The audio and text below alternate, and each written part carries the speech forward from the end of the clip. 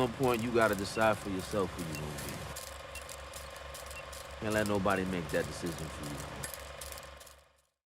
I love everything. Fire spreading all around my room. My world's so bright, it's hard to breathe, but that's alright. Hush.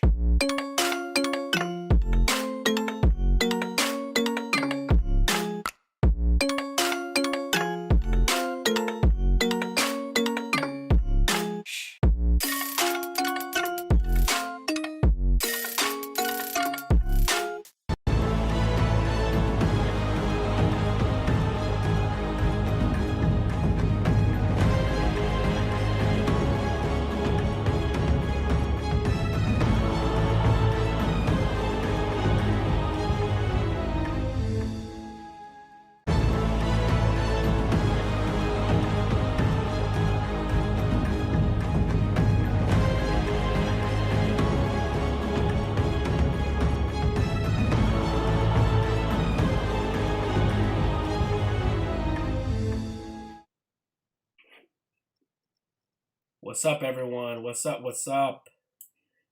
We are live. Let's make sure they can hear us. Hello, hello. They can hear me for sure. Cool. Reggie, can they hear you? Hey guys, hey, what's up? Sounds good to me. All right. So, everyone, welcome to the Circle Club Show. Today is Thursday, June 10th. We have a special guest, clearly, to the left of me here. A Boston legend. The man, the myth, the legend. My blood. Oh shit. Mr. Reggie Gay. I should have dropped some. Boo, boo, boo. So we got the founder of Stay Sweet, Get Money here today. We're gonna be talking about Loki today. The first episode dropped. It was a crazy one for sure. Matt, I know you got a lot to say, right? I do indeed. But I think we got a lot to say about our guest and what he's going to be talking about today. So, Stay Sweet, Get Money, correct? Right. Stay Sweet, Get Money. Okay. So, from our knowledge, from seeing your work on Instagram, it seems to be more of it's a clothing brand based off a lot of like expressive cartoon work as well as like illustration stuff. Could you elaborate a little bit more and tell our audience like what it is you do and why you do it? And introduce yourself. Yeah, most definitely. Tell us about you. All right, so my name's Reggie. I'm 25 from Boston, Roxbury, Massachusetts, born and raised. And I'm the creative director of Stay Sweet, Get Money. So it came about. It kind of manifested itself last year in the pandemic. So I would always write down my ideas and like my plans and plots, but I would never have the time to do it because I would always be working. Mm-hmm. And so more or less I kind of had like a night of the dark soul moment and asked myself, like, what am I good at in this world? And I figured I was good at connecting people and being creative. So like that. I took that and kind of turned it into a clothing line, and I used that clothing line as a platform to connect with other people and collaborate on different things, like different lines, and get that person exposure with the people that I know, as well as get exposure with the people I know. So network each other's networks in a way. As well as we use 25% of our profits. So half of our profits actually. So it's divided in two ways. So 25% of the profits goes towards a charity that our customers pick out. And then 25% of the profits goes towards a specific charity that collaboration was designed and inspired by. Wow. That's amazing. Damn, that's incredibly impressive. What are some of the charities that you guys have worked with or donated to? So last year we did a Black Lives Matter edition of the shirt, and one of the things that didn't sit right with me as a person was the riots that went down in Boston. Yeah. And how they were pinning like the destruction on Black people. So we used some of those profits to put towards some of the smaller businesses that may not have insurance that got ransacked in the riots and what have you. And then other things we did were like backpack drives and reverse trick-or-treating because COVID was a thing and Halloween got canceled. So that's really dope. We ended up, yeah. Reverse trick-or-treating. That's the first I've heard of that. Could you explain a little bit more about that? So more or less we had school supplies and different things that kids would need, like sanitizer and face masks and just books in school, like little kid books and coloring books and like healthier snacks. And we went around to different neighborhoods and different towns and gave them backpacks with the different stuff in it. Aww. Now, when you came up with this idea, obviously you said the riots, really motivated you to kind of get up and do something, get something done. How did you exactly find Stay Sweet, Get Money, and how did you, for some of these other young entrepreneurs out here, how do they kind of follow in your footsteps with one of their ideas? What would you suggest is the first step that they make? I would suggest that you network your network and start working with the people around you. Because literally, I had just posted a bunch of variations of the image Snapchat, and one of my friends from college had messaged me. He's like, "Yo, bro, I had to say something. This is fire." And then we ended up working together, and him marketing and me being just focusing my entire energy towards creating, we went crazy far, further than I had imagined.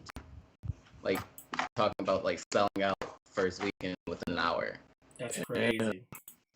And Yeah. and what motivated you to go with the eyes, the name? Like, what was the inspiration behind that? Because I know when I told Matt originally about, I was like, hey, I'm gonna have you come on here and talk about some of these different activism and stuff you're doing. He instantly was like, yo, these eyes are crazy, man. Like the logo, it really all just caught his eye. Thank you. Yeah, I think the hat, to me, like that purple hat in the top right corner, I'm kind of watching the stream as we go. I think the one you're wearing right now, that one in particular, it's like very expressive. And like, could you speak to what the inspiration for the eyes was? Mm-hmm. So this is where I have to give everyone their flowers, in the sense of, remember at the beginning when I told you that I had to figure out what I was good at? Yeah. I'm good at seeing what other people are good at and kind of like giving them an idea that they could run with, or playing on their talent or giving them inspiration. I like to say a composer. Like, you're a composer. Everyone else is the orchestra, the violins, the cello, the drums, and you're conducting everyone basically to say, hey, look, I can't make this design, or I can't make this, but I have the vision for it. Literally that. Yes. So, yep. The way that the regular design hat came around was an artist named Cheesy. He's a graphic designer. He was a professional skater, and he literally had seen the eyes on a different logo that I had it on, and he had the silhouette but without the pupils, and pretty much put the pupils in the eyes and made it what it was. And then with these hats, we worked with London Customs. He's a local artist in Boston, and he hand paints different things, and he's worked with different celebrities like Waka Flocka and Safari and different battle artists, and he's just been around. And literally the way this collaboration came out was I reached out to Johnny Cupcake, and they wanted $5,000 for 30 shirts. And I was like, in what world? Is there profit for that? Yeah. So ended up working with Loco. So that was that. So the eyes are the eyes because I believe that the eyes are the window to the soul, and I feel like everybody has a dream, and you can see their intentions when you look someone in their eyes, and you can see what they want to do when they're doing something. That's kind of that's kind of what I saw when you sent me over the years these some of your images, and I've seen Stay Sweet Get Money. That was something that kind of caught my eye as well, and I was interpreting it as you want people to see through their own lens, and that's something at the Circle Club that we push and push and push. A lot of times you'll see us say just be you, because there's only one person you can really be in this life is yourself, and ultimately happiness should be the goal for everyone, and you're never going to achieve that happiness if you're trying to please the masses, please everyone around you. I mean, offline we were talking about, you could name drop the YouTube if you want, but we were talking about how there are some people or brands or whatever out there who are chasing numbers, chasing volume, and one of the minor wins that we've just had is with Next Level Gaming Events. We just put out a video on TikTok, and it's getting a lot of hits, and it's been on different platforms and things like that. And we weren't trying to go viral. All we did was like, he hit me up literally that morning. Was like, "Yo, bro, let's make a video together." And I was like, "Yo, I haven't seen you since last year in the pandemic. Let's do it." So I just linked up. We hung out a bit. We went through it a couple of times and rehearsed it. And then next thing you know, we posted it. And we were like, "This is the best version that we liked," and you know, we saw some success from it. And you know, like I said, going back to Stay Sweet Get Money, is we could have pretended to try to be someone else or look at some of these other viral ideas or hop on someone else's, Yeah. but ultimately it's like, if you're putting product out there or entertaining people and it's not something you actually enjoy, then why are you doing it? Right? So when I look at Indeed. Stay Sweet Get Money, it's like you're almost, when someone puts that hat on, it's kind of like, this is your invitation to just be you. This is your invitation to look at the world through your lens, through your soul, and know that, hey, you got allies around you. Yeah, it seems like a very it's all about authenticity, which like is communicated pretty well through your designs. Mhm. Thank you. Now, the name, what was the origin story for that name? Ooh. that that's a personal one. Oh, that's personal. All right, What? okay. Dang. Look, we getting exclusive Nah, here, we're man. Literally. Yeah. So, um, so originally the brand was supposed to be a way for. So originally it wasn't called Stay Sweet Get Money. It was called The Graveyard. Mm. And Ooh. Graveyard shifts? Is that what it's supposed to be? Like the late night workers? like the graveyard, that's where some people end up holding on to their dreams forever without running them out. Mm. Never mind. It's a much darker turn than I expected. You know what Yeah, I yeah, mean? definitely. Like literally, it's like people like they end up working their 9 to 5 or get stuck in the rat race, you Mhm. know, and end up dreaming and dying unfulfilled. You know, like I want to live every day feeling like completely fulfilled and have a life full of days of fulfillment. You Right. know. Yeah, that So reminds me a lot of the movie Soul. We talked about here, and a lot of people connected. I don't know if you saw. Have you seen Soul? That Disney Pixar movie? I have seen Yeah. So you Soul. know this. I got Disney Plus. Don't Yeah, worry. exactly. Yeah, I Oh, was like, man. bro, I said the same thing. I was like, I gotta support this because you know this is the first black character getting his lead. You know, um, but it was a great movie, and a lot of our audience members connected to it. It was actually one of the first things that we had this really big community discussion about. And the scene Mhm. that kind of struck everyone was, you remember that scene where it's in like the dark place, or I can't remember the name of it, but it's like these Wall Mhm. Street workers and they're working every day, and you know, just Mhm. kind of going into this monotonous routine. Like, so I kind of look at the Oh, yeah. graveyard as like that. So, Mhm. Yeah. um, Literally that. Matt, do you have anything else to add before we jump into some cartoon stuff? Um, I'd say my some questions to mind. Like, do you have any like future collaborations you want to like let our audience know about? Future product lines to look No, out what I was for? gonna say is, where can people actually go and get your stuff? How can we support you? You know, what can we do to help Stay Sweet get money? Definitely.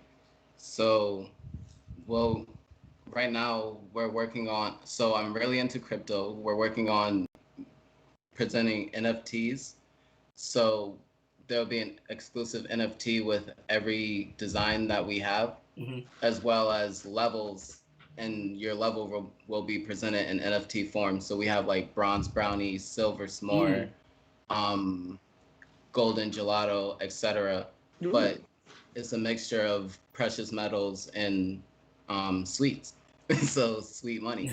I Um, like Ah. that. I like that. So you guys are and going down the NFT route. just partially, we want to give our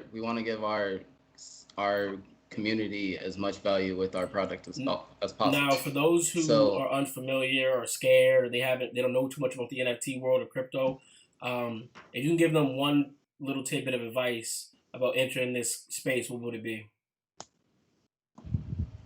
um I would say just put 5-10 bucks in it on Cash App, or it's even on Venmo now. Yeah. Like it's literally on Venmo. Oh, damn. And just watch it grow. Like right now, not financial advice, Yeah. but Right. grab it. Disclaimer. Tesla bought in at $33,000, so that's the giant retail investors support level. So if you buy in at that level, whenever you see it dip down to that, because it's moving sideways as they accumulate,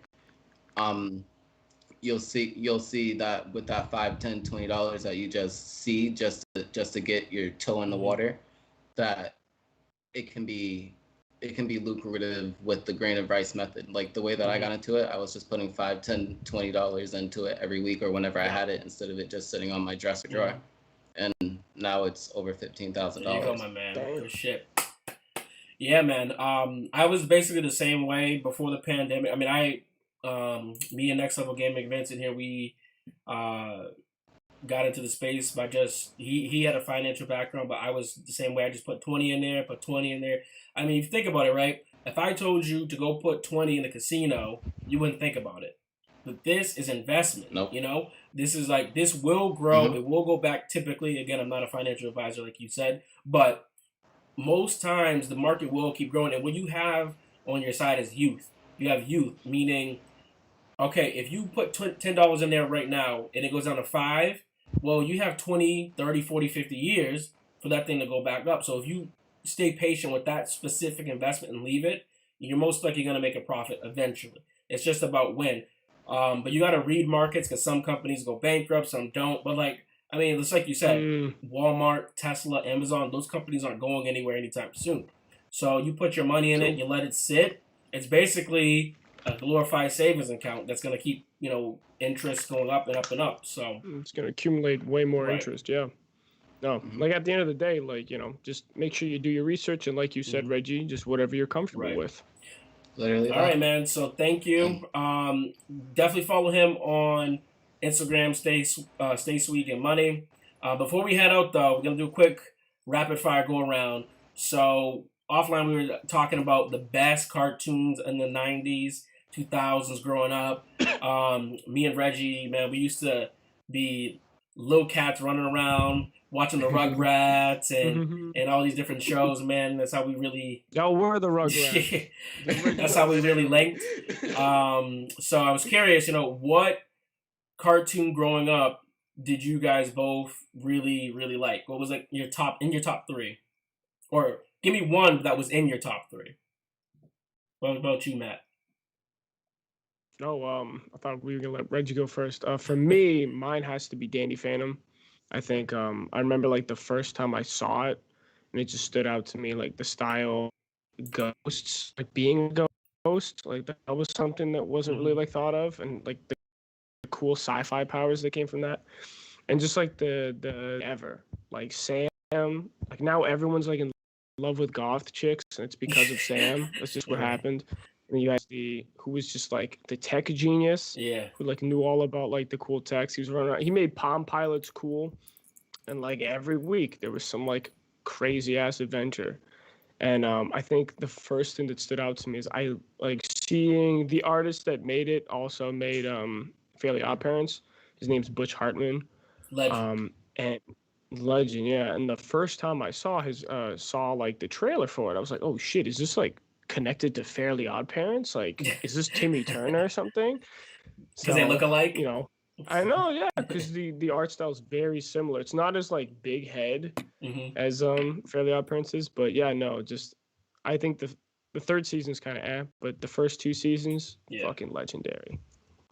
Yeah, man. I always thought it was cool too that Tucker, like a lot of times, you get to see these white characters be the brainiacs or the super nerd or whatever. I thought it was cool that with that show and in Kim Possible, the super genius was this young black kid.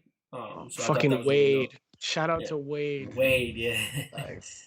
All right, Reggie, what about you? I would probably say my favorite show was Billy and Mandy. Legendary. Thanks. Billy and Mandy. I haven't, man. You just unlocked the memory, man. I haven't heard about Billy and Mandy forever. Literally, like earlier when you had asked me the question, like I was thinking about it. I was like, literally, it just hits so many nostalgic points, like the Right. Halloween Dracula's scrape and lick, um, My gosh. Christmas events, and then even like the trading cards on the Cartoon Network website, like how we used to like make Yes. accounts. Bro, what? That's a This guy's throwback. pulling out Shit. crazy gems. Literally. Stops, man. Yeah. Um, Who was your favorite character out of that group? It was probably like a twist. I don't know. Tie, man. It's, Yeah, you it's just can't. Everybody has their moments. Right. It's like Billy. Billy. I'm going with Billy. See, there you go. I really like It's Billy, like- but then sometimes man just be like punch him in the face, but then Grim is just like, you know, like Grim's a go, dude. really, I fucking really, love Grim. like Those three characters. Let me tell you something right lined now. up in my head. Some of these Yo, Grim go- Reapers and Dark Knights and Thanos, like they couldn't see Grim Reaper, okay? Like that show, and what's crazy too is we had so many of these shows as kids that were terrifying and kind of psychotic, but like we loved it. Oh my god, Literally. dude. Also, like, shout out to Grim. Like, he was low key like a ladies' man. Oh like, yes, that man, like, bagged a couple baddies. very, very much so. Low-key. Airs. I'm crying, bro. My pick would be What Ed, Ed and about Eddie. Ship T3? Oh, That's just a classic for me. Like, if I'm talking about, electing presidents for Cartoon Network, we got to put them up there. I mean, just think about this. Jawbreakers. Bro, I don't know if anyone's ever had a jawbreaker in that their changed life, the game, bro. but you want one. Plank. Bro, no, easily. I've had jawbreakers, but bro, I'm telling you, every time there's one of those lists of like fictional candy Yeah. or something you wish you could have, like, bro, I would fucking kill a man to have a jawbreak. Like, there's like that shit looked like it was a crack rock Yo, the size of So like, you remember the episode? basketball. The episode Like, where the they way had they were feeding for that type of shit, there's something special about that. There's definitely cocaine in there. It was definitely laced. The episode where it had all the international jawbreakers and they walk in that Oh room. my god, that candy store. That candy yeah. store was Fuck. crazy. But I was gonna say Plank. You remember on Cartoon Network they did that whole presidential campaign, and they were like doing elections, and the song was like my best friend Plank, dun-dun-dun-dun, my best friend Plank. Man, I it's I remember that so one. many gems with that show. But I used to watch the Three Stooges. I might actually have it right over here. Oh yeah, Let me see real quick.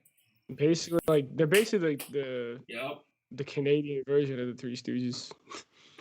Like, Oh dang, you got the whole the set. whole set on deck here, Like, Man. let me tell you something. If you guys like to get high and you want to laugh at something, the Three Stooges, man, just go on YouTube and you'll just literally piss yourself. It's so funny. But it was exactly that. It was just like the physical humor.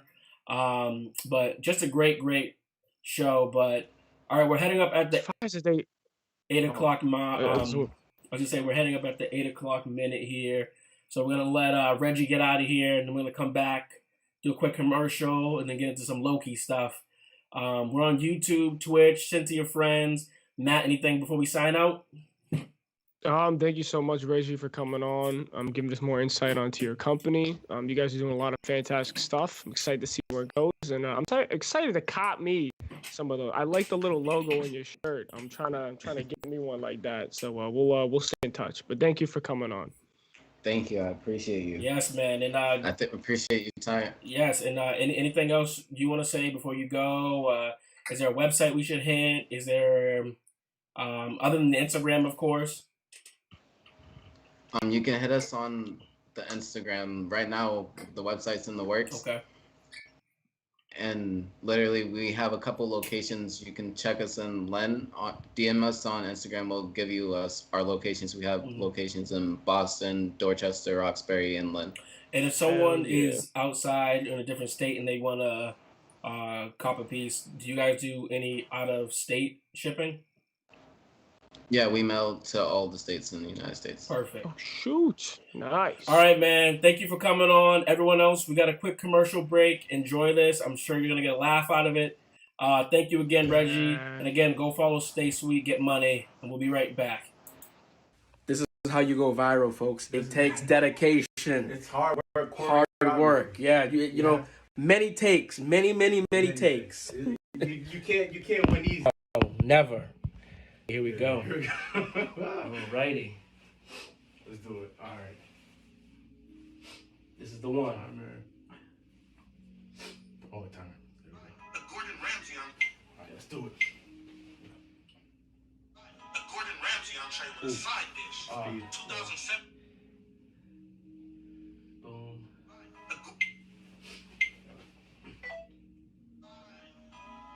Gordon Ramsay entree with a side dish.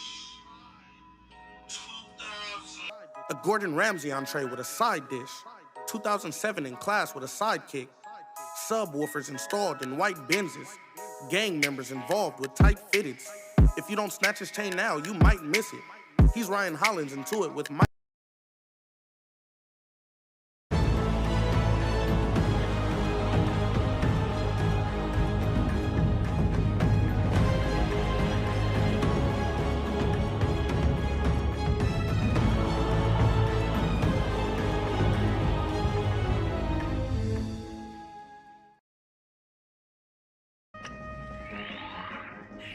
Welcome to the Time Variance Authority. I'm Miss Minutes, and it's my job to catch you up before you stand trial for your crimes. So let's not waste another minute. Settle in, sharpen your pencils, and check this out. Long ago, there was a vast multiversal war. Countless unique timelines battled each other for supremacy, nearly resulting in the total destruction of, well, everything. Then the all-timekeepers emerged, bringing peace by reorganizing the multiverse to a single timeline, the sacred timeline. Now, the timekeepers protect and preserve the proper flow of time for everyone and everything. But sometimes people like you veer off the path the timekeepers created. We call those variants. Maybe you started an uprising, or were just at work. Whatever it was, stepping off your path created a nexus event which left unchecked could branch off into madness, leading to another multiversal war. But don't worry, to make sure that doesn't happen, the timekeepers created the TVA and all its incredible workers. TVA has stepped in to fix your mistake and set time back on its predetermined path. Now that your runs have left you without a place on the timeline, you must stand trial for your offenses. So sit tight and we'll be in front of a judge in no time. Just make sure you have a ticket and you'll be seen by the next available attendant. For all time. Oh.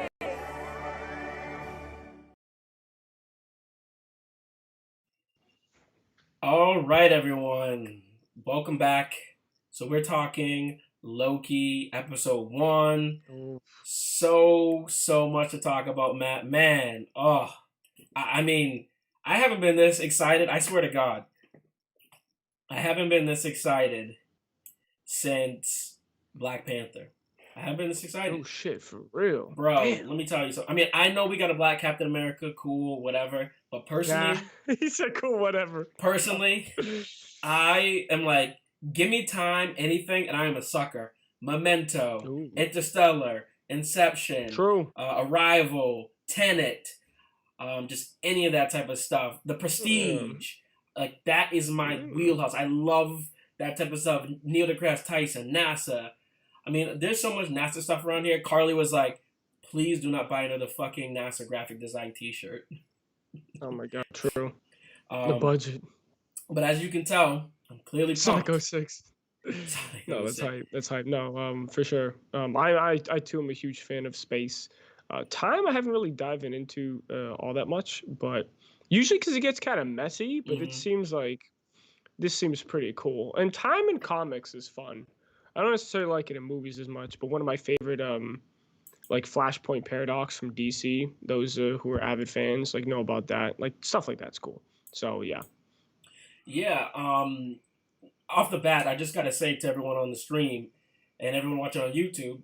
So if you come to our shows every Thursday, 7:30 p.m. Eastern, you would have found out months ago, I told Matt, I told Talia, I'm on the stream. I go, me and my buddy at work were talking about time and physics and how, if time were to be a linear line, and if there were to be multiple verses, wouldn't have to oscillate back and forth and go off into these different branches. Oh my God. And Matt goes, that's an interesting theory. And then I said, well, if the universe is infinite, right? Wouldn't that mean that there has to be multiple universes? There has to be another version of me that is on that side and this version of you on this side. And even though we may never actually interact, if infinite is truly what the universe is, that has to be that. And then Matt goes, bro, are you stoned? And I'm like, all right, great. Now, let's flash forward in time. Oh, God. To here we are today. In time. Yeah, can I go back? Can the TVA fucking eliminate me from this timeline so I don't have to hear this shit? Here we are in 2021, June 10th, Thursday at 8:09 p.m. And I'm waiting for my apology. Oh, well, you can keep waiting, bucko. All right, I guess I'm going to have to pull off the Tenet and go back in time and make you say it to me. Oh, my God, yeah. I've already apologized in the future. You'll have to wait to get yeah, exactly. But what's happened has happened. For sure. I mean, multiverse time paradoxes is something that's been discussed a lot in media. But no, we're not going to give Tyrone credit. Not a black man in America. We're not. No. We're not. I'm just gonna put my foot down. That's what's happening. I do give you credit for having the foresight because comic books are really like delved into the multiverse. Mm-hmm. It's been surprising that Marvel hasn't done that yet. And one thing I want to talk to you about is like in that graphic you just showed, that fun little informational piece within the show. And one of my favorite elements about the aesthetic so far is that it kind of goes into it has those like fun 70s vibes and like very niche style humor. But the point where they said like it could balloon into a multiverse, which would become like a big problem for people. Mm-hmm. Is like that's a big thing in the comic book series with like the 616 universe and like all these other things, the Ultimate Universe. So I kind of think, this is a little bold prediction for me. I don't think they succeed in converging the universe into a sacred timeline again. I think we get a multiverse, and this is when all these crazy stories come up. So I'm sure this is something you predicted months and months ago. So I like to take the story as it comes. So that's actually a really good point. So before we even jump into anything, this is going to be a spoiler discussion about Loki, and we are going to let everyone know that. I don't think Matt really said anything too crazy yet, but nothing that wasn't brought up in the video we just showed. Yeah, correct. First off, before we even get into anything, let's just break this out. I know some of you Marvel nerds care about this. I don't. No, there's no Mephisto. I don't know who this is really. I don't care. He's this devil guy, I guess. I don't understand that. Why do these Marvel fans get so hyper focused on these like side characters or like, oh, this happened in this comic? Like, it's fun. It's fun. And I get that. Yeah. But don't make it a Bible. It's gonna ruin the entire experience for you. Fair. Yeah, I think it's fair with with the amount that they've pulled from other stuff. I think it's fun to look in those Easter eggs. Definitely. But yeah, we'll get into those Easter eggs. Exactly, but like you said, I think we need to accept at this point that they pick and choose what they pull from. Mm-hmm. They can pull a plot line from a story and not include the character. I think that like that's something that was huge in WandaVision that a lot of people were like ended up being disappointed about. So I think we just kind of have to roll with. Everyone wants to be smart and like try and figure out what's going to happen before it happens. Yeah. And there's a lot of characters in the Marvel universe people want to see, but I think, the best thing to do is just kind of take it as it comes. Right. Like as you get little things, it's everything's a possibility, but like once it becomes like, there'll be no shortage of TikToks predicting the finale for Loki already. But yeah, like don't let it rule, like Connor's saying in the chat, don't let it rule like how you're going to experience the show. Uh, You're just gonna set yourself up for disappointment. well, you really just set the audience up for disappointed because you didn't tell them what Connor just said. He said, "Life lesson: don't turn anything into a Bible, or it'll ruin life for you." Bro, I didn't turn his comment into a Bible for how I was gonna say my comment. So I'm practicing. But why is my box so small? so that's actually what I was gonna say. I have no clue why Matt's box just like jumps like this. It's the weirdest thing that we can't fully figure out. I think it's because I'm a time variant. That's why. So every once in a while, I'll have to try to fix that and adjust it. But excuse it. Don't let it ruin the experience for you. But let's just jump right into it. So Matt, what was one of your favorite things from this episode that you remember visually, or just a moment that really stood out? Visually, I think there's a lot of bits I liked, the dialogue especially, but Something from for the me, rundown, I'm sure, right? possibly, Go ahead.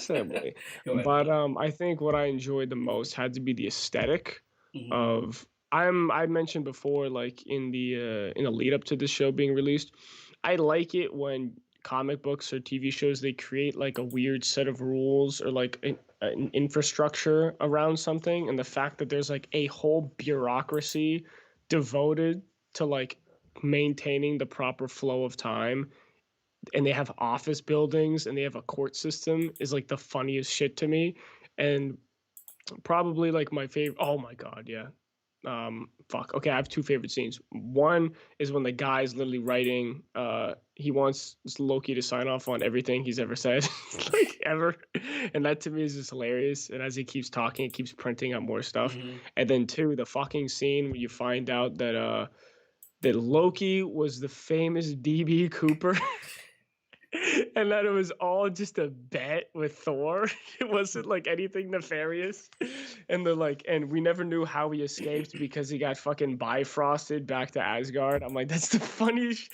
Like, what is really silly? Like, I can just imagine them sitting in the writer's room being like, holy, bro, what if we fucking took that famous unsolved story and just made Loki it? I'm like, that's perfect.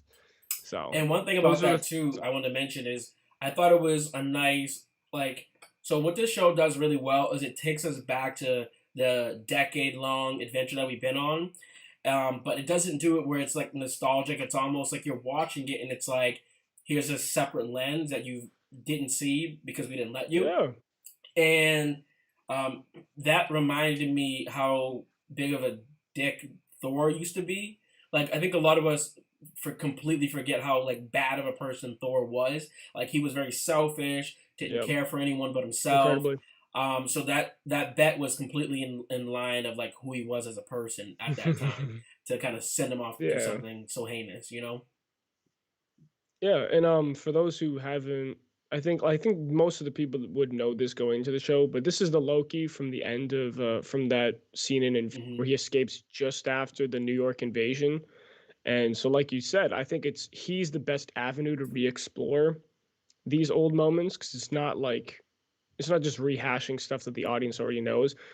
Like, the character has to learn this stuff that's happened. And like that scene, this is a really crazy scene where Loki's sitting there just watching like the key points in his future, and it goes all the way up until his untimely end at the hand of Thanos.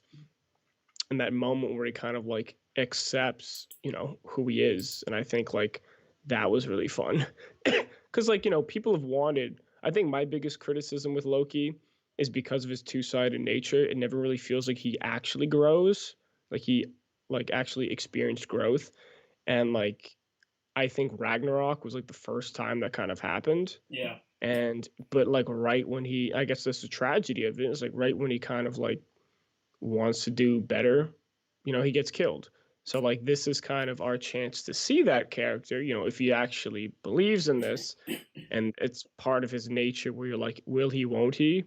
But it would be kind of cool to see this character like pursue a more righteous part rather than being a footnote in the story of other people. So one thing that really stood out to me that was very fascinating was how they make him come to this realization of like this idea that he's going to be this mega god. He's actually very trivial in the big scheme of things. Yeah. And so one of my favorite scenes, thanks for asking, was Just one of my figured you say it. no, one of my favorite scenes was the Infinity Stone scene where they Oh go my inside god. of the TVA office and Casey, who's played by Eugene Corder, he was in The Good Place, King Kong. He's also a comedian. That I thought he was really funny. He was kind of Yeah, he like was good. he was kind Oh of my like god. yeah, he was kind of like us if we were to be in this office. Um, Bro, his line, I'm sorry. yeah, His line where he's like, bro, get me out here, I'll gut you like a fish. He's like, what's a fish? That's yeah. called I know that like was fucking hilarious. cackled out loud. I thought I'm gonna get into that for a second in a minute too, but yeah, I thought he was just really funny. Like he's one of those LOL Marvel like let me put a funny comedic break in there. I think Loki does that really well as well, like intentionally and unintentionally. Like he's unintentionally funny a lot of times. Like he means what he's saying, but you also laugh. Um, Yeah. but yeah, I'm really liking this guy Casey. But I thought it was super cool how when they go in to look at these Infinity Stones, they were meaningless. You know, it's like he goes, Mm, "Oh yeah, we get these all the time. They're just paperweights." You know, yeah. and it's fascinating to me because I was like, maybe there have been other instances in different timelines where there have been Mhm. people who have tried to take these Infinity Stones, but Yeah, then there have the been other TVA variants that have been caught with them. right, and the TVA steps in and goes, no. The other interesting thing is if you look, there's only one time stone. I think it's the yellow one, right? Or No, no, it's the not even yellow there. one's the Mind Stone, the Yeah, green one's the Time Stone, and there's a lot of them. right. So there's only what's the one that Thanos or no that Scarlett Johansson's character? I can never Black Widow. That's the Soul Stone. Yes, The that's Soul Stone is like the Soul Stone is orange, it's which missing. is why I'm kind of confused because like that those big ones could be Soul Stones. They're kind of like yellowish orange. Because like I don't know, the Mind Stone tends to be very yellow, Yeah. but I see the point you're getting at. I think you could be right. I think Where it it's might like be the yeah. Mind Stone, but I thought that was interesting that they neglected to put that in there. Yeah, because like the Mind Stone is something that one has to sacrifice quite a bit to possess, and it would make sense for not that many of them to ever have been acquired. And I thought that was a cool little neat moment too. That it brought me back to the ancient one when she's talking to Bruce or Hulk Hogan. Yeah. Hulk Hogan. Hulk. Hulk Hogan. I'm here for the stones, brother. No, please. Oh my god. You're gonna. Oh wait, no, is that? I think that's Macho Man. Dude, our references are all over the place. But I am inevitable. oh god. But I really like that moment too because it brought us back to when she was talking about how if you take these stones, you have to bring them back or it creates this ripple in time. And she quite literally showed us what Miss Minute was trying to explain to us in that video. So it's interesting how Marvel does this where they put these little tidbits. Another neat little thing that they did was the whole deleted scenes and alternative scenes. So you'll see when Loki originally gets captured, right? And I think it's Avengers Endgame where Tony Stark goes back with Cap and they're inside of his tower and Loki's sitting there and he's changing into Captain America. He's like, yes, I will do whatever you say. And he's like mocking the officer. So if you look closely of the version that was in the Endgame versus the version that was in Loki, they're actually different. It's slightly different, but not like big. So what they must have done was taken a separate take that Chris Evans did. So let's say he was like, all right, everyone, let's get together. The version we get in Loki's like, all right, everyone, let's get together. And it's just a subtle thing, but I think this is something we're going to see a lot of, where if you go back and see a scene that used to be, it's going to be altered just a tad bit because the what did they call it? The timeline, the perfect timeline, the sacred timeline. Thank you, the sacred timeline. That's what we've been following all this time. Now we're no longer going down that path. Yeah. Another interesting little tidbit is when Loki is sitting in that room with Mobius. Morpheus from the Morpheus, holy shit! Take the red pill. Which stone do you want? Which stone do you want? But so he's sitting in there with Mobius, and they're looking at like footage of his life in the past, present, and the future. You see this deleted scene from the original Avengers between Steve Rogers and his waitress in the New York after everything happened. Oh shit! True. So, if you're a big Avengers fan, you've probably seen this because everyone looked up deleted scenes or extended scenes after the movie came out. This is actually shown in Loki, which is interesting because it actually never happened. So, damn. Couple little Easter eggs. That's awesome. But just kind of, chatting back and forth about some of those fun moments. What did you take from the whole home video scene and just being inside of the TVA building? How did you feel? What is it? I don't know what movie. I don't know the title of the movie. It kind of reminded me of, but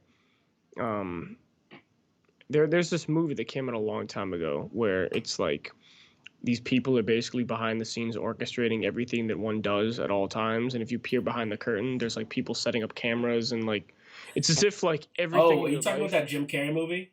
No, that's the Truman Show. Mm-hmm. But this one's a different one. It's like the man behind the curtain or something. The Wiz. I'll have to find it another time. No. I know. But it gave me kind of vibes like that. And the whole part about the multiverse is very interesting in the sense where, like, Marvel Comics has delved into the multiverse before.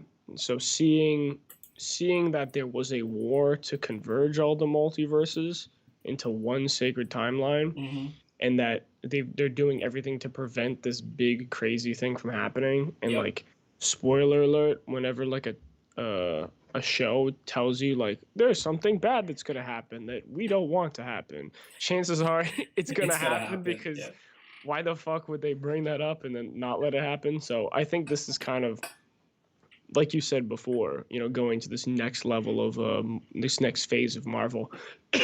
I think it's going to be interesting to see like what other timelines come to be.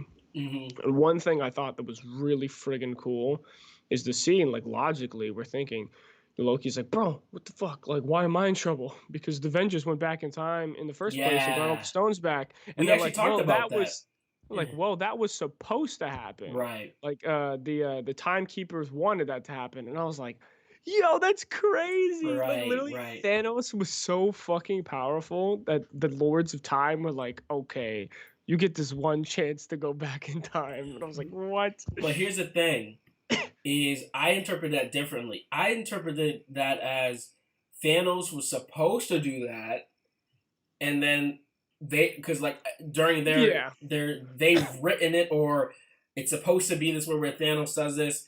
I agree. And society is given hope because what they say is, Loki, like, we understand you want to be this thing, but you're literally only designed in the universe to elevate other people. So to me, I was interpreting it as villains in general. It's like Thanos is supposed to happen so that the Avengers come together, Avengers 2.0 happen, and all those events. Loki was supposed to come together to get the Avengers to team up and for heroes to become teammates. Exactly. That would lead them on this path. Yeah, no. I think it goes both ways. Like, still, but the fact that Thanos was still so powerful with the gauntlet that they had to go back in time, but the fact that it was kind of like written that was supposed to happen. Exactly. What they're saying. And I think this kind of goes into that conversation that, like, I think what I was trying to say before is about in previous things is like Loki's kind of having that same thing that I am, where it's like, what the fuck? Like, does free will even exist if you live in a multiverse where every decision is kind of like written for you? Hey, and like, spoiler alert, free will ain't a thing, buddy. We're That's all just bullshit. going across the timeline. Fuck you. There's no proof of any other timelines. Jesus.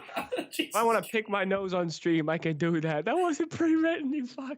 Because it hasn't been proven doesn't mean it is not is. Oh, was it the absence of evidence does not mean the evidence of absence? Is it classic Boondocks line? Dr. But yeah, Umar, welcome to the chat. No. Anyway, but that's some stuff that I was thinking about. Yeah. What were some of your favorite parts, and what were some of your most thought-provoking elements? Being such a big fan of space and time. Well, it wasn't. They honestly weren't all that thought provoking. You know, there's some of them were just funny. Like that Wall Street kid. Like he's like, "Do you know who my dad is?" Your favorite archetype of characters. Yeah, the Wall Street guy.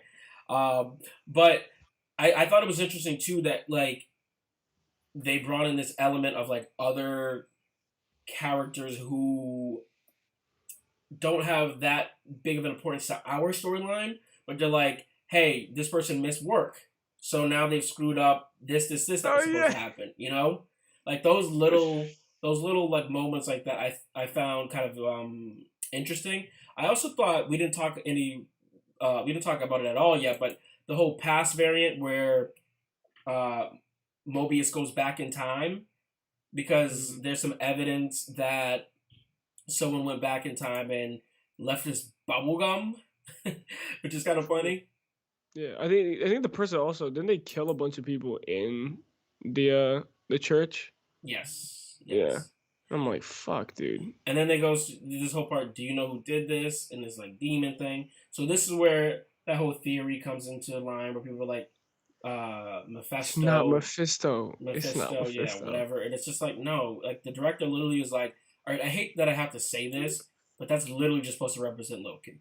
Yeah, I was like, dude, the horns. Who has a helmet? Oh, looks like we lost Matt for a second. Kids, this is why you want to get great internet, so you don't end up like this cheap fuck, where it's buffering internet. Oh, sorry, he's back. I'm not a cheap fuck, you piece of crap. I don't pay for this fucking internet. Trust me, I'd pay for something far better. But yeah, dude, who's? Oh, Jesus, looks like we lost him again.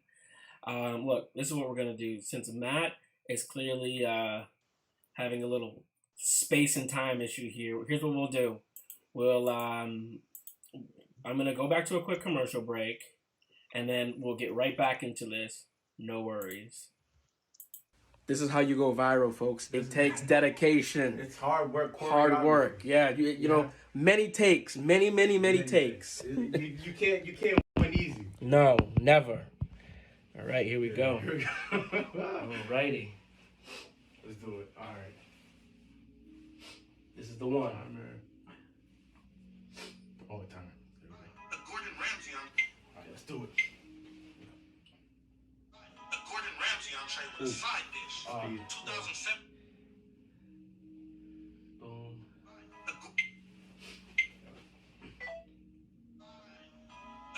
Gordon Ramsay entree with a side dish. 2000. A Gordon Ramsay entree with a side dish. 2007 in class with a sidekick. Subwoofers installed in white Benzes. Gang members involved with tight fitteds. If you don't snatch his chain now, you might miss it. He's Ryan Hollins into it with Mike. All right, folks, we're back, and Matt is large. Yeah, sorry, I had to like fucking calibrate to this timeline. It took me a couple seconds. Yeah, for some reason, Matt, as I mentioned before, I had to speak to the timekeepers. Apparently, it's pre-written for me to have fucking terrible internet. So, dude, we literally can't even see you right now. That's how bad your camera is. You're jumping all over the place. Jesus, I cannot be contained. But anyway, I can't wait to edit this later, dude. Did you have any final thoughts? I'll wait till I'm back let's on. Let's get you recalibrated. This is for YouTube. Yep. You know, we gotta make sure it's nice and clean. All right. All right, let's see how that looks. All right, that looks good.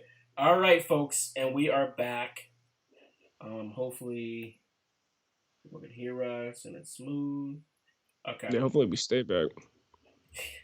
All right, everyone, we're back. So we're gonna get into a couple little Easter eggs here. some fun things that I noticed.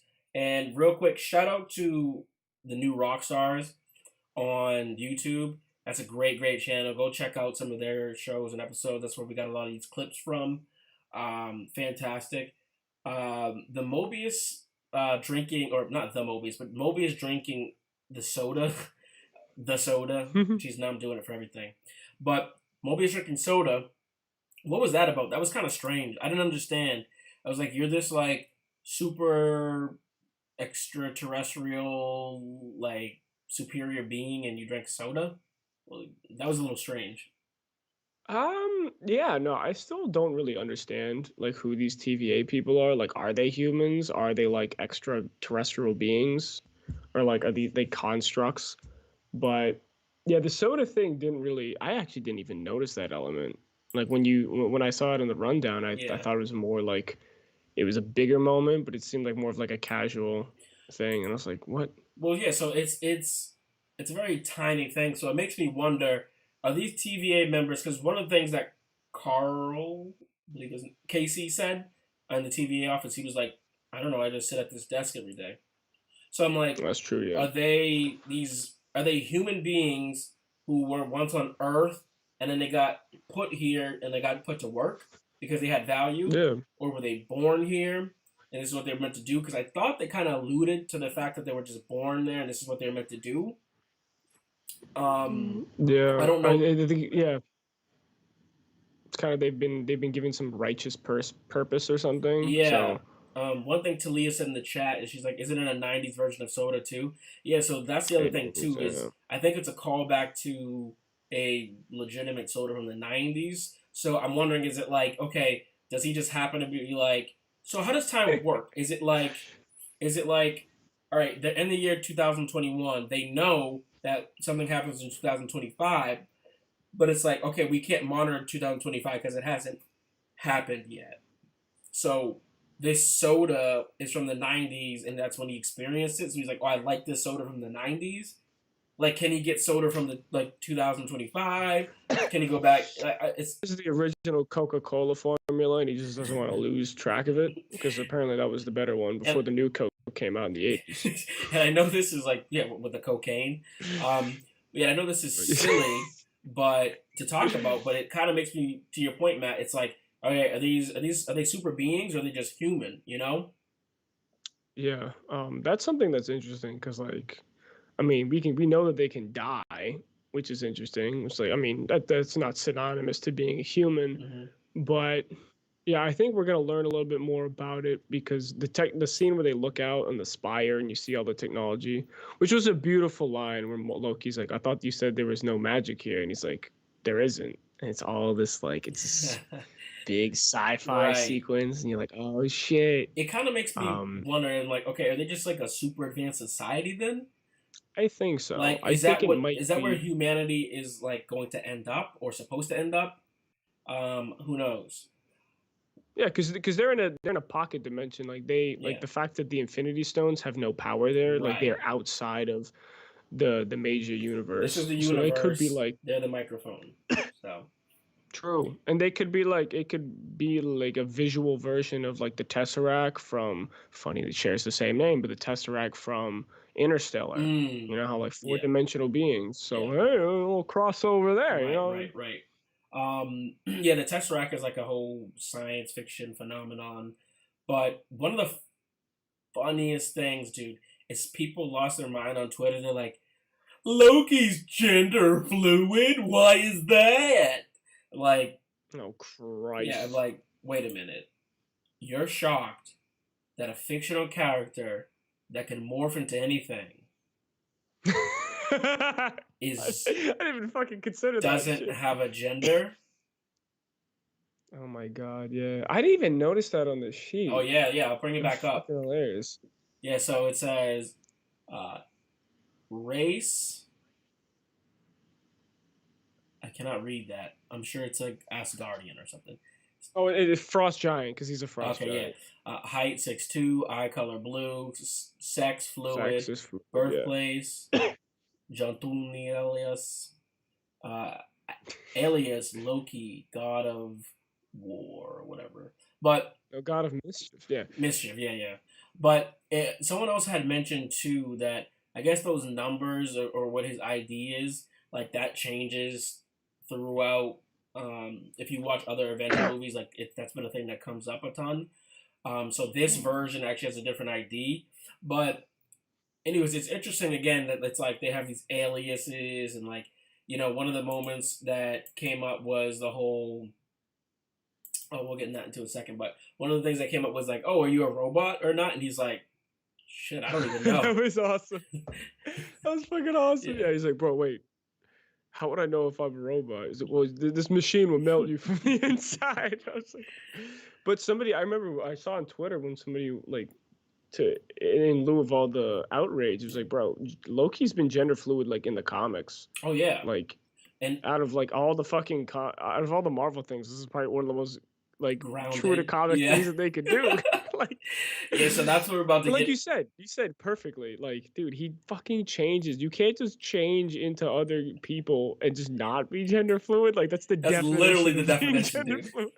Like Mystique from X-Men, definitely gender fluid. Yeah, exactly. She fucking transforms into everything. So speak of which, I know we said let's not get into the theories, but one of the theories, one of the theories we have here is, so at the end, there's this mysterious being who we find out it turns out to be is Loki, another variant, and we're like, oh my god, who could that be?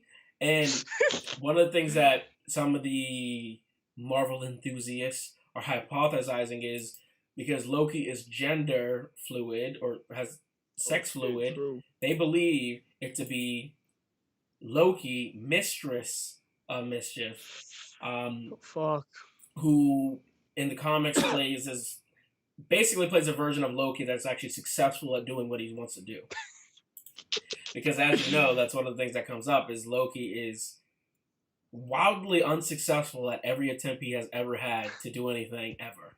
I mean, he's so unsuccessful that he tries to kill his brother and ends up killing his mother. Oh my god, dude! I haven't seen Thor Dark World in the longest time because I have respect for myself. No, but like, come on, it's fine. No, but that fucking scene, like that I didn't even remember that. Like that scene recontextualized it from like, oh fuck, like he literally is the reason they found his mom and killed Frigga. Right. I'm like, that's fucking sucks. I was gonna make a joke that like even times where fucking Loki tries to sacrifice himself, he fails at that. Because he still lives. No. Let me see. What else we got here?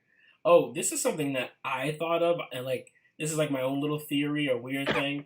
So we see that there's these like TVA judges on the wall, and I was like, that person kind of looks like Stan Lee. Oh fuck! I didn't even notice that. So I was like, yeah, that like it's like one of those moments, like when you're watching something, you look down or you like blow your nose and you look back up. I look up exactly at the time that this thing is on the wall, and I was like, "Yo, is that Stan Lee?" And then I also thought it was who's the Sterling Knight or Sterling Brown? The dude from like This Is Us, the black guy. Oh my god! It just so happens to look like him. Obviously, it's not. But I was just thinking, like, he's not crying enough for it to be him. No. Jesus. He's also in Black Panther, so it could make sense. But he is, yeah. But no, so I saw that Stan Lee thing, and I was like, is that like homage to Stan Lee, or is it actually his character? Because remember that scene in what was it, Guardians of the Galaxy 2? Again, this is me being a complete conspiracy theorist, nut job. So just have fun with this. Of course. You watch this scene in Guardians of the Galaxy where they go through. They go through a little portal, and you see he's like an astronaut hanging out with a. Right. So he's with the Watchers. He's hanging out with the Guardians. Yeah, he's with the Watchers here, who are this cosmic beings who have the ability to like achieve basically any effect that they want, where they can augment time and space and molecules and energy and all this different stuff. And I was like, are those the timekeepers? But so yeah, so he's like kind of sitting there and he's chilling, and again, it's just a fun little theory. If something that came in my mind, I was like, my mind was like, wait, and like started going, but obviously it's not gonna amount to anything bigger. But I just kind of thought, this world now that we're opening up the multiverse world, basically everything is possible and has happened, Oh right? yeah, everything's interconnected. Yeah. So like, yeah, like you said, no, this is like the groundwork. Like, dude, I remember back when they were afraid to do this kind of shit, Yeah. and like instead of making Thor a god and like making them like magical, Mhm. they literally had like a fucking throwaway line in the first movie was like, it's not magic, it's just such fancy science that it appears to be magic Yeah. to you. And it's like, dude, just fucking lean into it. And then they did. Yeah. And now this is where we are. So Yeah, like nothing's we impossible. laid the groundwork. Except for Mephisto being the bad guy in this fucking show, all Yeah. right? You gotta fucking Oh my drop God, that please, now, yeah, all it's right? like, He's dude, not gonna be in here. the cat. And if he is here, you can come back here the day he Please is do and call fucking us. shit on us. Please do call us casuals in the comments below, because Yeah, that's what literally. we are, and we're actually Facts. proud of We'll it. invite you on stream to call us casuals if Mephisto ends up being in the Dude, show. I So don't care if he does or not. Like, we are casuals. We're just two dudes who enjoy the Marvel world. We enjoy it over the past decade. We're having fun with it just like everyone else. Going on Twitter and TikTok and YouTube and the theories and having fun with it. Like we always say, it's just way too self-serious. Like, this is a fictional piece of art that is in the world, and you should just enjoy it. It doesn't need to be this stressful thing and like all these different elements, and ultimately, again, that's why you gotta just be you. Whatever makes you happy, whatever is your pleasure, that's what you gotta do. One thing that we didn't mention was the Skrull alien. So there was a scroll in this episode. Oh, you didn't notice, dude? Look at top left. Shit, I did not. So What the? yeah, so remember when Loki's getting checked in? Shit. Oh damn, yeah, I completely missed So that. I know you didn't watch Captain Marvel, but he shows up in there. I did. Well, you did? Oh, my bad. I did. I told you. Let me pull that back then. I apologize. But so the scroll of those little like green looking alien dudes. So they showed up in Spider-Man, WandaVision, Captain Marvel, and they keep showing up. And some are saying that I guess they're gonna get their own little movie or something like that. Have you heard anything about this? Oh yeah, no. Secret Invasion. Yes. That's like one of the biggest comic lines in Marvel history, and that's something that they've been meaning to do for a while and figure out the groundwork for. I'm interested to see how it would work because that was like a huge crossover event, and like I'm just I don't know how the hell any crossover event's gonna look after Infinity War. Right. Like that shit's crazy. So that could be exciting.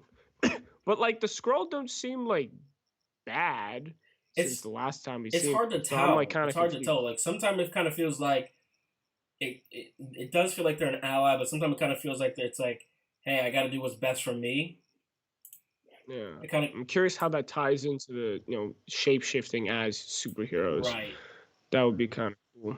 I just want to make sure we kind of hit everything. But episode 2, man, like, what did you think? Like, are you excited for it? Episode 2. Of course I'm excited. Are you? I mean, do you think this is something that only certain Marvel fans can enjoy? Everyone? Because I think everyone can enjoy. I think there's something about the humor, and I think the way that they've kind of laid out the groundwork is very straightforward. Loki has always been a fan favorite. You got to remember he was one of the first major villains in the Marvel Cinematic Universe. So like you said, like, going back through the decades is kind of is like in lieu of that, We're kind of bringing, the OGs, well, not the OGs, but we're bringing back like a familiar character. We're going to get to dive into them a little bit more and some cool, wacky, like Rick and Morty type adventures. So I'm going to disagree. So believe it or not, we don't always agree, guys. So I think it's gonna be more surprising when we do agree at this point. LeBron James. Fuck you. No, but so I tried to get Carly to watch this with me, and it's weird because she actually really likes the Thor movies. She likes Loki. Oh, what? Yeah, she likes Loki, Dang. but she just like this was a bit too cosmic, like timeline, like not sure for her, which was like it was so disappointing. It was so disappointing, but What I will say is this. I think there probably is a little truth to that because, like, there's definitely something to say about. I can understand how, like, things that aren't non-linear stories can be a little off-putting for people. But what I will say is, I think just try to stick with it. Trust Marvel. We've been able to trust Marvel for a decade, and they always deliver. Yeah. So just, there's no reason now not to trust them.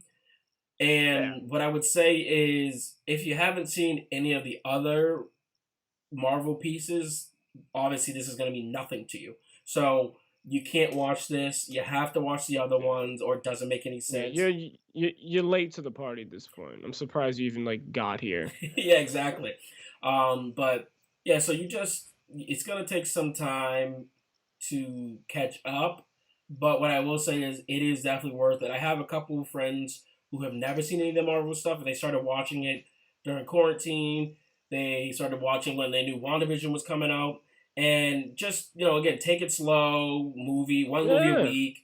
There's no rush because there's so much more Marvel coming, and what I will say is, if you're looking for a non-spoiler review, there are a ton of those on YouTube. So if you want to kind of stay in the loop but not actually get everything spoiled. Indeed, yeah. And I've kind of changed my tune on this over the years. Personally, I don't want anyone to spoil anything for me. I'll cut you. But True. If something is spoiled for you, you can actually still really enjoy it because it's not necessarily about the final plot or where you end up. It's how you get there. You really still will have a greater appreciation for it. But that being said, please try not to spoil anything for me. Yeah.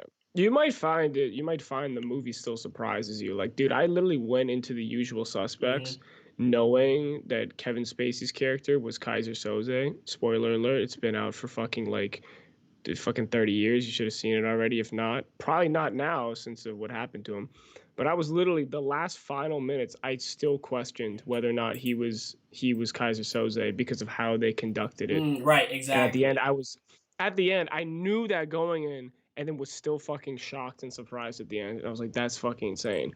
But you will never be spoiled as bad as I was reading a YouTube comment on an NBA 2K video 30 minutes before going into Endgame, and the comment said, "R.I.P. Tony Stark."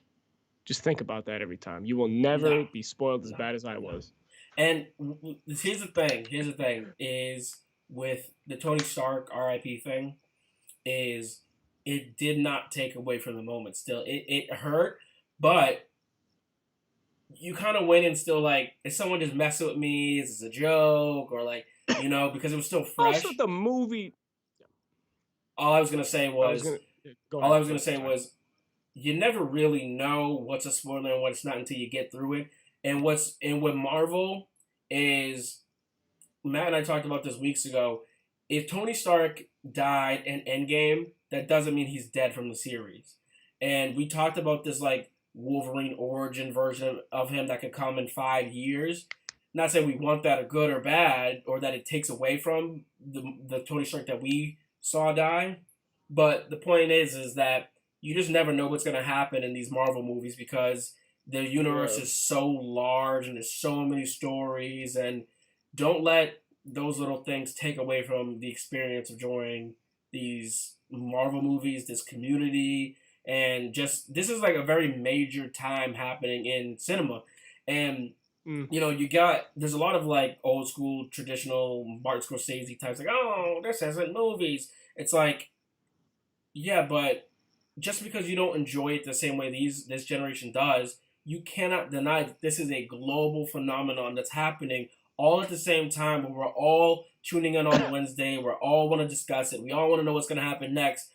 And that's really beautiful because when you look at all the differences that we have in the world and all the bipartisanship or partisanship and just all this it's religion and politics and where you're from and male, female, all movies and TV pause that for 30 minutes, 45, an hour, and you just get to enjoy a story and escape.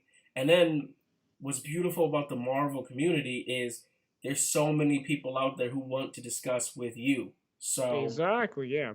No. I mean, this is the first time we've never had a more interconnected movie cinematic universe like in anything. Like that didn't exist before Marvel, and it's struggling to exist after Marvel. Right. How many franchises have tried to do this, like the Mummy franchise and shit, and they all fail after the first two movies? I think Godzilla versus Kong was like the first fucking one that like actually ended up being semi-successful. But like, you know, rather than, I think we just enjoy it as it comes. And the other thing too is, well, I mean, I guess you can make an argument Harry Potter, but in Star Wars, but it's a little different because well, those are I would chime in saying like those are linear franchises where it's like it's kind of follows so that's what I was story. gonna say. Star Wars is trying to branch out into that MCU stuff, but like you say, Thor, Iron Man, Captain America, like they had their stories and then they slowly. So that's what I was gonna say. So like when you look at like a Star Wars or Harry Potter or whatever, first off, the literature's already there, and then second is like you said, we know there's a start to finish. With this, we don't know. So, truth be told, this story could keep going on forever with my kids and I are watching this stuff together. I don't have kids yet, but my kids' kids could be watching because... Well, Luna can still watch it. Dude, I wouldn't be surprised if we honestly saw, like, Superdog or something come out of eventually, you know? Isn't there... There's like a Captain... It's like a Marvel dog or something like that. I don't. Oh, there's like a atomic dog. Yeah, something like that. But anyways, my point is that this franchise is so special because there's so much works, and you even see Miss Marvel is this young Middle Eastern woman, or I believe Indian. Don't quote me. I believe she might be. Yeah, I'll look it up. You keep going. Yeah, but that would have never happened 10, 15, 20 years ago. And what's neat about Marvel is they've always been a place where the disenfranchised and those without a voice can have an opportunity to be on a stage in front of an audience. And it isn't this fake, like, oh, let's just put someone on there to represent someone. These characters have existed for 20 to 30 plus years. And before we get out of here, I just wanted to ask you about that, what your thoughts were, because there was a report, she's Pakistani, Miss Marvel is Pakistani. So I wanted to get your thoughts on Miss Marvel before we head out. So there's been reports that the studio is kind of unhappy with her acting. We don't know what's true or not, but they're kind of disappointed with how it's turning out. And what I find interesting is when Tom Holland originally was going to be Spider-Man, we gave him a break. I mean, the first movie's funny, it's fun, but we gave him a chance, you know? And Miss Marvel, it doesn't even seem like, it's not even out yet, and it already seems like the critics are trying to write it off. What are your thoughts on that, and what do you think our expectations should be for Miss Marvel? Because this is also her first major role, but it was also Tom Holland's. Yeah, I didn't know much about Miss Marvel production at all. I think it's discouraging to hear that so so early in production, and it's probably discouraging for her. That's all I can think about. This is her first gig, like as we in any job you fucking learn as you go, right? And it's a big task to be like. The Miss Marvel character is young, so obviously they're going with a more younger actress. And I think it is interesting how you look at like the gender dynamic within the acting world about like a lot of men tend to get, they get the benefit of the doubt. They get a pass a lot of the time. And I think like even as like expansive as the Marvel fan base has been, I do think that there is, one does have to notice the especially like when on the topic of Marvel, when Captain Marvel came out, there was a great deal of sexism around that character.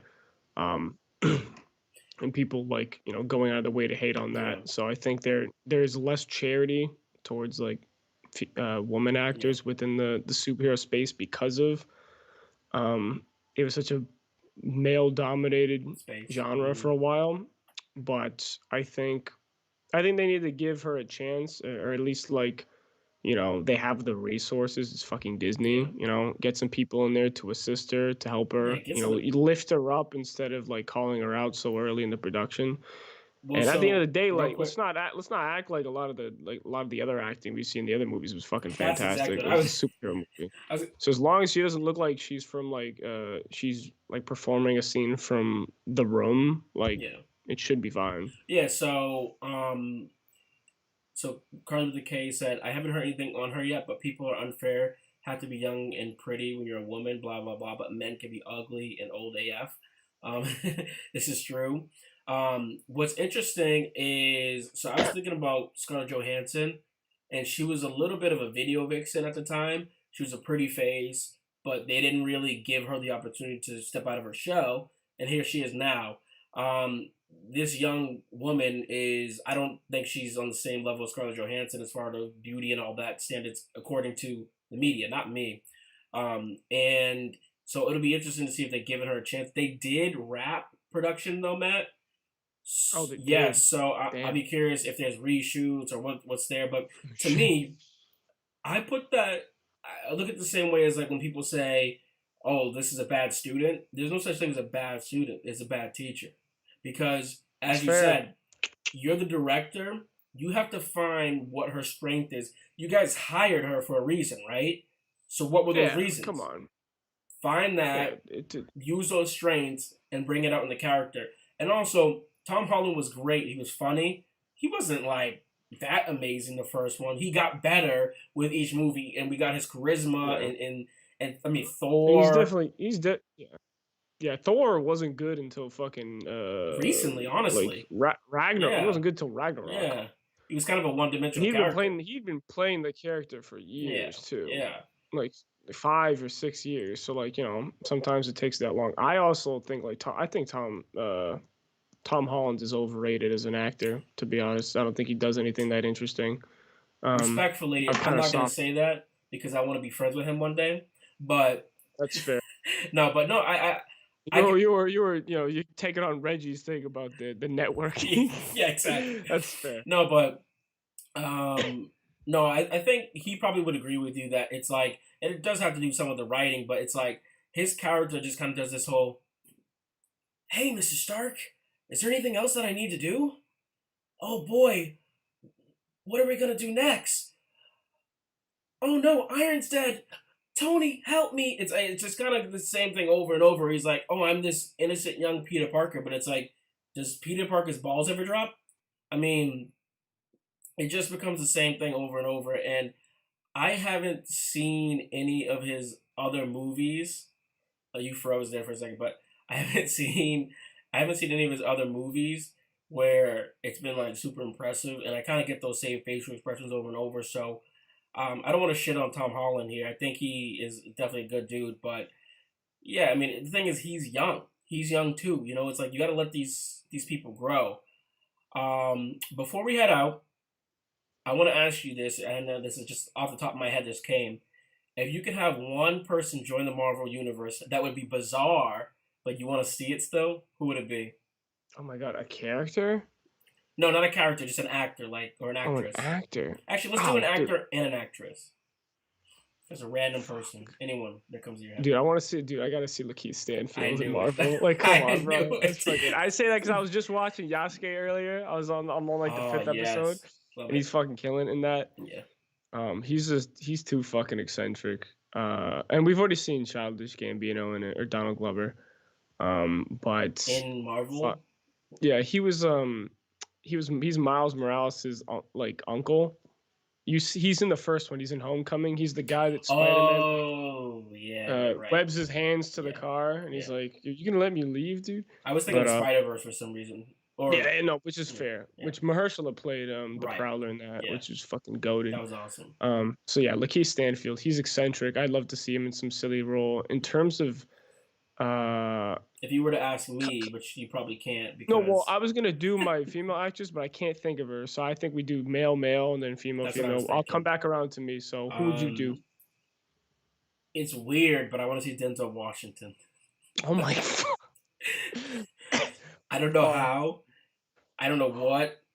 I just want to see Denzel Washington get in this. Like, I mean, it kind of hurt my heart that he wasn't involved in Black Panther. Because every black person in Hollywood got the invite, and I was like, you guys realize this guy is the Sidney Poitier of this generation. Like, this is.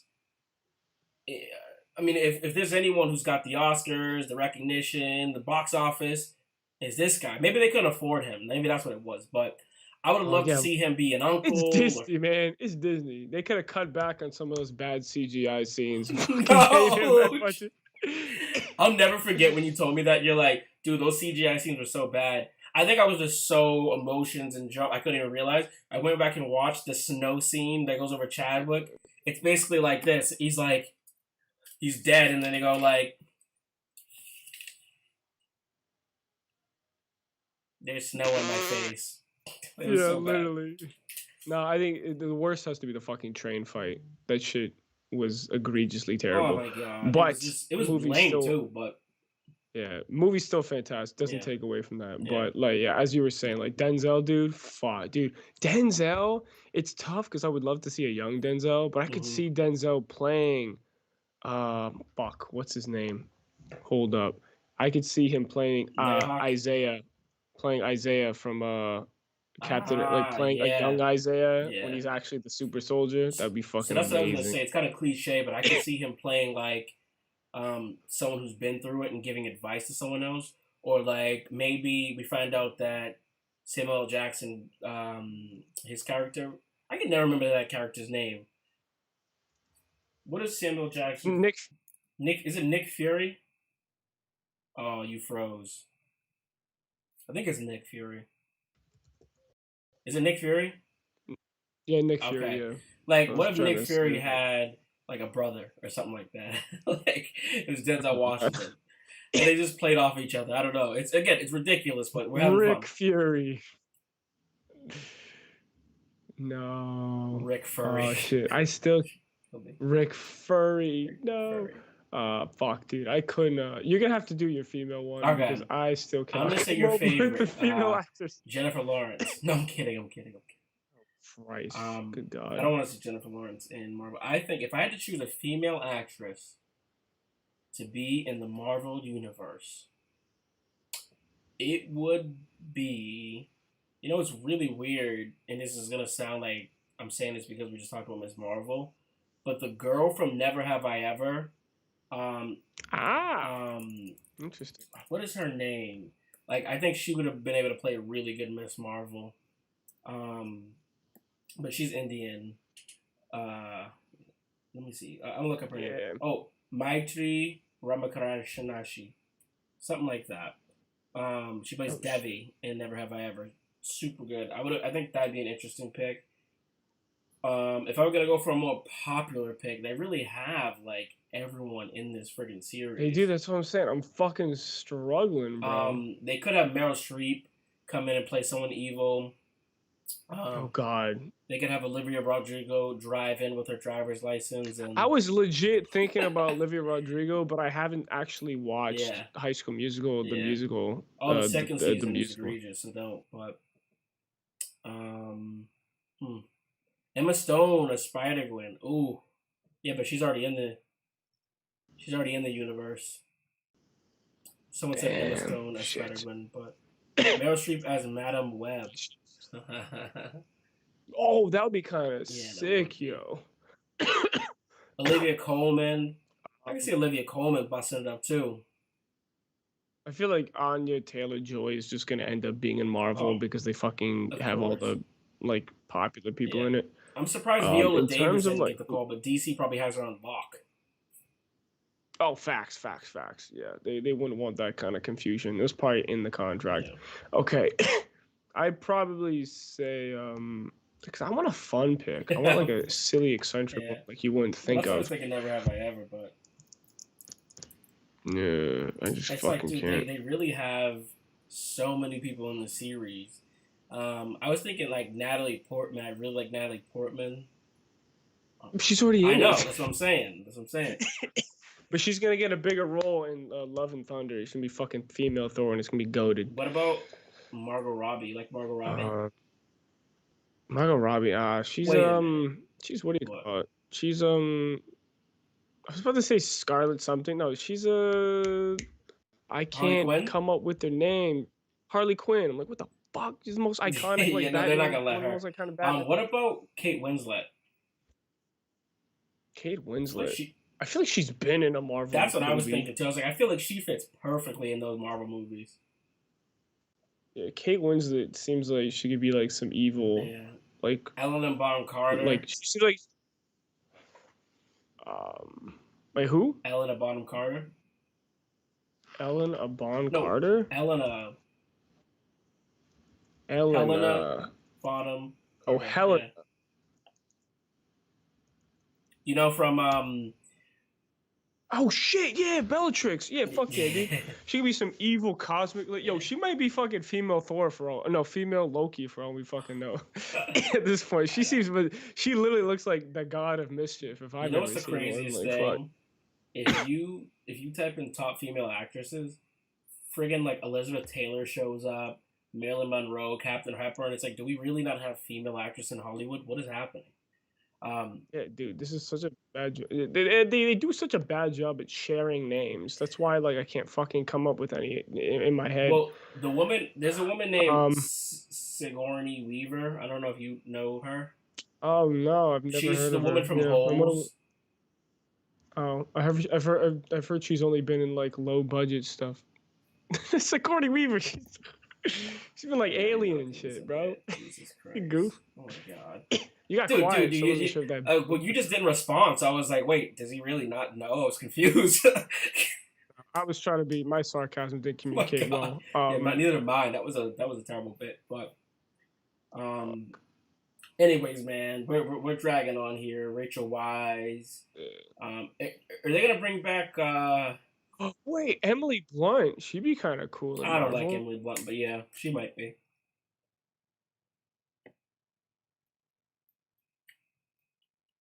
He's frozen. Sorry, Emily Blunt would be kind of cool in Marvel. I'll She'd say be the same kind of thing a I bad. almost said again. I don't really like Emily Blunt, but you know she might be cool for it. Damn. I want to say Emma Watson, but like I don't want her career to be Typecasted. reduced to like some like ridiculous role that they give her, or like they make her like a witch or something. The last thing I was gonna say before we head out of here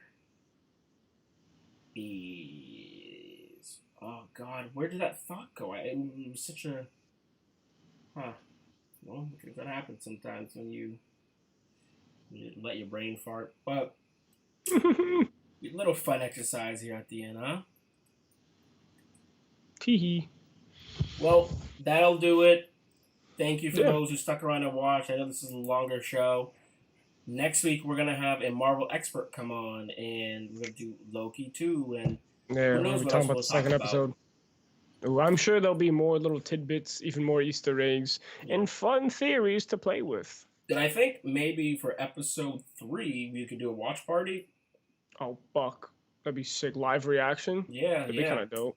Hell yeah. Maybe we do that. For all those that have a Disney Plus account, we could sync our times up and watch it together and chat as little goobers. You actually don't need to sync your account up because you could do group watch on Disney Plus. So then you just join in and press play, and that way we get the live reactions all at the same time. Holy shit! Are you fucking sponsored, guy? Oh, I am sponsored by Anchor. Actually, Anchor, just the perfect podcast service. It puts out and distributes all your work to Apple, and not really Apple because Apple sucks, and Spotify and Google Podcasts. And if you guys haven't heard, I have a little show called The Tyrone Rose Show. Look it up on Spotify. And what do you talk about on that show? I talk about a lot of things. The latest episode is actually my best, in my opinion. I gave a little send-off, if you will, to the 2021 graduates and people entering the workforce, high school kids going to graduation. I talk about being a cuss baby because I am a millennial Gen Zer, and that kind of gets weird sometimes. But life advice, all that good stuff. I just kind of, whatever comes up into my brain, I try to put a little comedy in there, a little funny. But that'll do it. If you aren't already subscribed to our YouTube channel, go to youtube.com/The Circle Club. Doesn't work yet because we have to have enough subscribers. sad face, which is why we need you guys to go to youtube.com and search The Circle Club and subscribe to us. Go to our website, www.thecircleclub.net, and sign up, and you'll get all the fun updates and website updates, and we're getting closer and closer. Matt, anything before we send off? And to make it easier, Okay, yep. a quick thing to make it easier for us so you don't have to research us every time. If you subscribe and hit the bell icon, you'll get notifications when we upload to YouTube. That way, it'll get to you even quicker, along with hopefully the next couple like if you sign up for the email listing on the website. So make sure you're up to date and in tune because we got more content coming down the stream. And if you go to the website, yes, sir. Again, www.thecircleclub.net, we have all of our socials linked there, YouTube, whatever. So if you ever want to just check any of our content, what we got going on, do so. Check out Next Level Gaming events. If you go to TikTok, type in Jumping on Another Jet. Again, that's Jumping on Another Jet. Our buddy Yao is going viral like crazy. And yeah, man, that's it. Thank you so much for showing up today. A lot of fun. Matt, we'll try to figure out this internet thing. And signing off. Bye. And remember, time is non-linear. Just be you.